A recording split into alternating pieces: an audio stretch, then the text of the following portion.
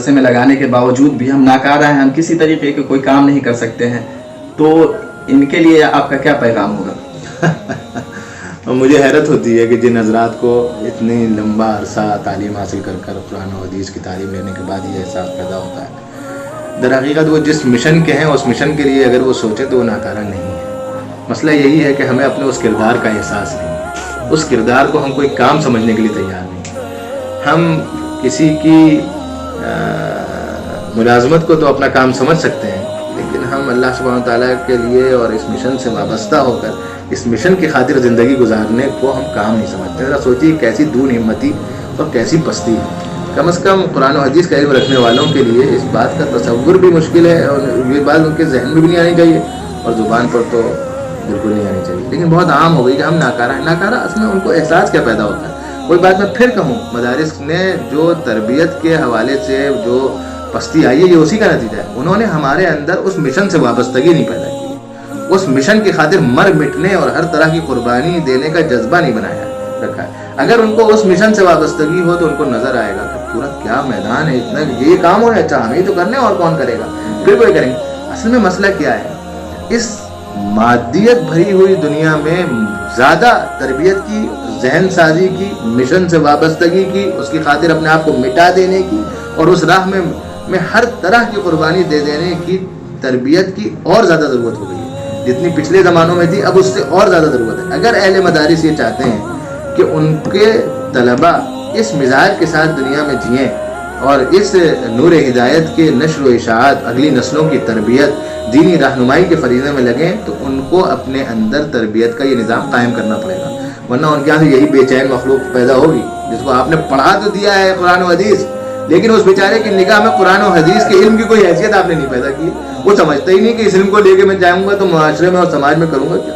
اس سے آپ کہیے کہ میرے بھائی, جس بستی میں تم رہتے ہو اس میں صرف 5% لوگ نمازی ہیں, یہ تمہاری ذمہ داری ہے, ان 95% کو سنبھالو. یہاں اکثریت کی غربت ہے, تم ان کے مالداروں سے ان کے غریبوں کی حالت صحیح کرواؤ. تم جہالت ہے, ہر اخلاقی برائیاں ہیں, یہ سب چیزیں کون دور کرے گا؟ تم ہی اس کام کرو, تم کام کرو. ہوتا کیا ہے اصل میں؟ ہوتا یہ ہے کہ دیکھیے کوئی بھی شخص شروع میں معاشی اعتبار سے بہت اسٹیبل نہیں ہوتا ہے, چاہے وہ کسی بھی تعلیمی میدان سے ہے. وہ ہوتا کیا ہے, شروع میں کچھ دن معاشی اس کے لیے جدوجہد کرنی ہوتی ہے. ہمارے طلباء کی مجھے ایسا لگتا ہے جیسے کہ ایک مخصوص چار دیواری کے اندر بند رہنے کی وجہ سے وہ اس حقیقت کو نہیں سمجھ پاتے. وہ سمجھتے یہ ہے کہ ہونا یہ چاہیے کہ یہاں سے ہم سند فضیلت لے کے نکلیں اور معاشرے میں ہماری بہت ٹھاٹ باٹ والی بہت آرام کی ملازمت ہونی چاہیے. اس سے زیادہ کہ ان کی پرواز نہیں بچی ہے, یہ ناممکن ہے. یہ ان تعلیمی نظاموں میں جن کو کہ اس کام کے لیے ہم سمجھتے ہیں کہ وہ بہت بہتر ہے, ان تعلیمی نظاموں کے ساتھ بھی یہ نہیں ہے. انسان کو 10-15 سال بہت جدوجہد بھری زندگی گزارنی پڑتی ہے, تب وہ کہیں جا کے اسٹیبل ہو پاتا ہے.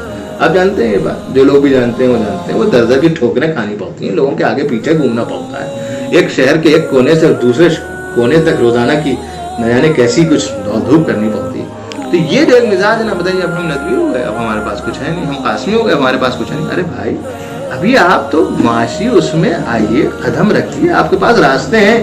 آپ پہلے دن سے یہ چاہیں کہ قیلولہ بھی نہ چھوٹے, اور فجر کے بعد بھی ہم تھوڑی دیر لیٹ لیں, اور عشاء کے بعد ہم گھر سے نہ نکلیں, اور معاشیات ہماری صحیح طریقے پہ چلتی رہے. بھائی نہ یہ ادھر ہوتا ہے نہ ادھر ہوتا ہے, آپ کو جدوجہد کرنی ہے. ہاں ایک بات ضروری ہے, وہ میں آپ سے کہوں گا, اہل مدارس کو, طلباء مدارس کو اس بات کا خیال, 2 چیزوں کا بہت خیال کرنا چاہیے. ایک تو یہ آپ نے پوچھا ہے کہ فارغین مدارس کے لیے, آپ ابھی مجھ سے پہلے آف دی ریکارڈ یہ بات کہہ رہے تھے کہ اصل میں ایک پیغام آنا ہے فارغین مدارس کے لیے. تو دیکھیے 2 بہت بنیادی باتیں ہیں, ان کا ہم کو خیال رکھنا چاہیے. معاشیات کی فکر ہماری بہت فکری ضرورت ہے, بہت فطری ضرورت ہے. اور وہ شخص جو ہم سے کہے کہ معاشیات کی فکر نہ کرو, وہ ہماری ایک فطری ضرورت کو ختم کر رہا ہے, بالخصوص جبکہ ہماری وہ تربیت نہیں ہوئی ہے کہ ہمارے اندر قربانی کا جذبہ پیدا ہو, تو ہماری اور زیادہ بڑی ضرورت ہے وہ. تو اب ایسی صورت میں کیا ہے, اس کی فکر کرنا غلط بات ہے یہ, لیکن یہ ذہن میں ہونا کہ دہلی, بنگلور یا فلاں اور فلاں شہروں میں سے جو 3-4 جو میٹرو سٹیز ہیں, بس انہی کے اندر کی کوئی ملازمت ہی ہمارا اچھا حل ہے, باقی ہمارا کوئی اچھا معاشی حل نہیں ہے. یہ بلا وجہ کی غلط بات ہے, غلط نظریہ بنا ہوا ہے. خالص معاشی طور پر میں کہتا ہوں کہ ان کو جدوجہد کے کچھ اور میدان سمجھنے چاہیے. وہ اس لائن کو اگر منتخب کرتے ہیں تو وہ ایک سراب کے پیچھے دوڑ رہے ہیں, جس سراب کے پیچھے ان میں سے 1% کی کامیابی ہو سکتی ہے, اس سے زیادہ کی نہیں ہو سکتی. اس سراب سے پانی 1% سے زیادہ کو نہیں مل سکتا ہے. ان کے لیے کچھ اور لائنیں ہیں, کچھ اور طریقے ہیں, وہ چھوٹی سی تجارتیں کر سکتے ہیں, وہ اور کسی اس میں جا سکتے ہیں, وہ کسی اور لائن میں, اور لوگ اختیار کرتے ہیں اور بہت آسانی سے ہوتا ہے. تو یہ اصل میں ہوتا کیا ہے کہ اہل مدارس تربیت کرتے نہیں اور بعض یہ کہتے ہیں کہ تمہیں قربانی دینی ہے, اس کو انسان اسے بدک جاتا ہے اس لیے کہ اس کا ضرب وہ پیدا نہیں ہوا ہے جو اس بات کو قبول کر سکے. تو ہونا یہ ہے کہ ہمیں طلباء سے پھر یہی کہنا, آپ اپنی معاشیات کی فکر کیجیے, لیکن آپ کو اپنے بارے میں 2 باتیں یاد رکھیں. نمبر 1 تو یہ کہ ظلمتوں بھری اس دنیا میں نور کی کرن آپ کے پاس ہے, وہ پھیلانا آپ کی ذمہ داری ہے. آپ اپنے اس کردار کو اگر بھولے تو اللہ سبحانہ تعالیٰ کی نگاہ میں بہت زبردست طریقے کے مغضوب علیہ بھی ہم ہو سکتے ہیں اگر اس کردار کو بھولیں. ہم حامل قرآن و حدیث ہیں. اس کردار کا مطلب یہی نہیں ہے کہ ہمیں امامت کرنی ہے, ہمیں مدرسی کرنی ہے, یہ تو اللہ تعالیٰ عطا فرمائے اور اس اخلاص کے ساتھ عطا فرمائے وہی چیز ہے. لیکن یہی اکلوتی راہ نہیں ہے. اگر کسی کو فطری طور پر اس سے مناسبت نہیں ہوتی, زبردستی گھسیٹ کر کے ادھر نہیں لانا چاہیے, ہم اس بات کے قائل ہیں. لیکن آپ دنیا میں کہیں رہتے ہوں, آپ کو اپنا کردار نہیں ہے. میں آپ کو اس میں ایک مثال دوں, بہت سی مثالیں اس وقت ذہن میں آ رہی ہیں, ایک چھوٹی سی مثال میں دیتا ہوں, اس سے آپ سمجھ میں. ہمارے چھوٹے دادا حکیم محمد احسن صاحب رحمۃ اللہ علیہ آزادی سے 7-8 سال پہلے دارالعلوم دیوبند سے فارغ ہوئے. پھر یہاں تکمیل الطب کالج میں لکھنؤ میں آئے اور یہاں سے حکمت کی. آج کی اس طرح میں آپ کہہ سکتے ہیں BMS کیا.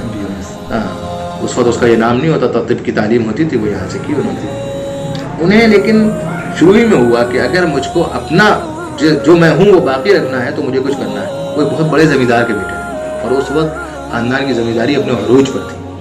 ان کے والد صاحب حیات تھے اور بہت, لیکن انہوں نے یہاں چوک کی ایک مسجد میں امامت صرف اس لیے کی کہ میں جو ہوں وہ باقی رہوں. سمجھ میں آئی بات؟ تو وہ پورے 3-4 سال وہ اس شان کے ساتھ یہاں رہے. پھر یہاں سے واپس ہوئے تو ہمارا وطن جو تھا وہ بدعات کا بہت بڑا گڑھ تھا. وہ حکیم صاحب اپنے علاقے کے سب سے بڑے حکیموں میں سے ایک تھے, اور ان کے یہاں بتانے والوں نے بتایا کہ کئی 100 میٹر لمبی ٹانگوں کی لائنیں لگی ہوتی تھی جو مریض آس پاس سے آیا کرتے تھے. مطلب میں آپ کو ان کی طب کی مشغولیتیں بتانے کے لیے کرتا ہوں. لیکن انہوں نے کبھی بھی محلے کی امامت, جمعے کی خطابت اور علاقے کی دینی فکر سے اپنے آپ کو سبکدوش نہیں کیا. بلا مبالغہ محلے کی اکثریت کے عقائد جو صحیح ہوئے وہ اسی شخص کی محنتوں سے اور جدوجہد سے شروع ہوئے جو شخص صبح سے لے کر دوپہر تک مکتب میں ہوتا تھا, اپنے کلینک میں ہوتا تھا. اور یہ جو سنبل میں ندوے کی شاخ ہے, آپ نے نام سنا ہوگا, اچھی شاخ چلتی ہے, اچھی تعلیم بھی ہے ماشاءاللہ. مدرسہ انہی کا قائم کرتا ہے. وہ انجمن پہلے سے تھی لیکن مدرسہ ان کا ہی قائم کرتا ہے. پورے مدرسے کی نگرانی, اس کے ذریعے گرد و پیش کے علاقوں میں جانا, وہاں خطابت کرنا, لوگوں کو لانا, دین صحیح کی طرف لانا, بدعات کا خاتمہ, یہ سب انہیں سے. ہم کسی اور طرف جائیں لیکن اپنے اس کردار کو نہ بھولیں. آج بھی ایسی بہت سی مثالیں ہیں. اصل مسئلہ یہ ہے طلبہ جاتے کہیں اور ہیں تو نماز کے لالے پڑ جاتے ہیں صاحب. یعنی ہم نظریاتی طور پر, ہم سے آپ کہیے کہ ہمارا کوئی شاگرد ہم سے پوچھتا ہے یونیورسٹی جانا, ہمیں کوئی غلط بات نہیں محسوس ہوتی. لیکن جب ہم دہلی جا کر یہ حال دیکھیں کہ ان میں سے کسی ایک کی شاذ و نادر فجر کی نماز ہو رہی ہو تو پھر سوچنا پڑتا ہے کہ جانے کی اجازت دی جائے یا نہ دی جائے. اس وجہ سے نہیں کہ یونیورسٹی میں کیا ہے, اس وجہ سے کہ ہم کیسے ہیں. ہم اسے یونیورسٹی پر تان نہیں کر رہے ہیں, ہم اپنے آپ پر تان کر رہے ہیں کہ ہم نے اس طالب علم کے ساتھ کیا ہے کہ 9-10 سال اس کو پڑھایا ہے اور یہ فجر کی نماز کس کے لالے. تو بھائی یہ قیمتیں نہیں جا سکتی. تو جو لوگ بھی جائیں ان کو اپنے سلسلے میں یہ طے کرنا ہے تو کہ جو ہم جو ہیں وہ ہم باقی رہیں گے اور ہم اس مشن سے.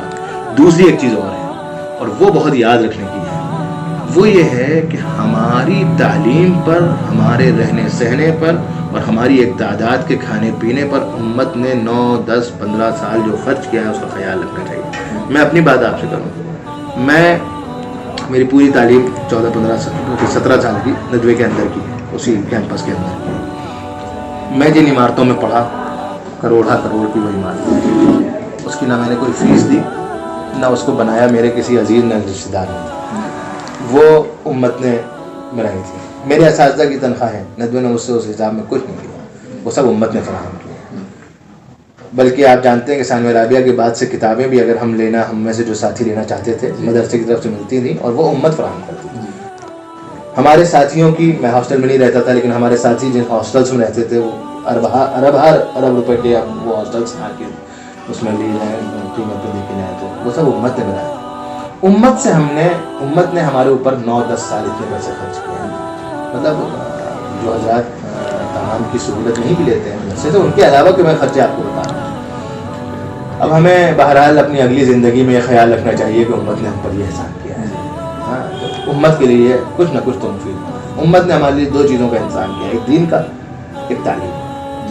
ہمیں بھی امت کے لیے امت کے دین اور امت کی تعلیم کی فکر تو اور لینی چاہیے. ہم ایسے احسان ناشناس نہ ہو کہ یہاں 9-10 سال 15 سال یہ احسان لینے کے بعد باہر نکلیں تو صرف اپنے زبان سے لے کر اپنے پیٹ تک کے اسیر ہو کے رہ جائیں, اور ہمیں وہ امت یاد نہ رہے جس نے کروڑوں روپے ہمارے پیچھے لاکھوں روپے تو یقیناً خرچ کیے ہیں. تو یہ 2 چیزیں ضروری ہیں. مشن سے وابستگی, اس امت کا اپنے اوپر احسان, اور طے کرنا چاہیے زندگی میں کے لیے ہم کہیں بھی ہوں اس مشن سے وابستہ رہیں گے اور ادھر سے رہیں گے. باقی یہ کہ بھائی وہ معاشیات کی راہیں کہاں سے آسان ہوں گی, تو سچی بات یہ کہ میں اس میدان کا بہت زیادہ آدمی نہیں, میرے سے تجربے نہیں, تو کچھ اور ہی لوگ آپ کو رائے دے سکتے ہیں. ہاں میں اتنا ضرور کہہ سکتا ہوں کہ ہاتھ پاؤں مارے جائیں تو کوئی پریشانی نہیں ہے, ہاتھ پاؤں مارے جائیں تو کوئی ایسی پریشانی نہیں ہے.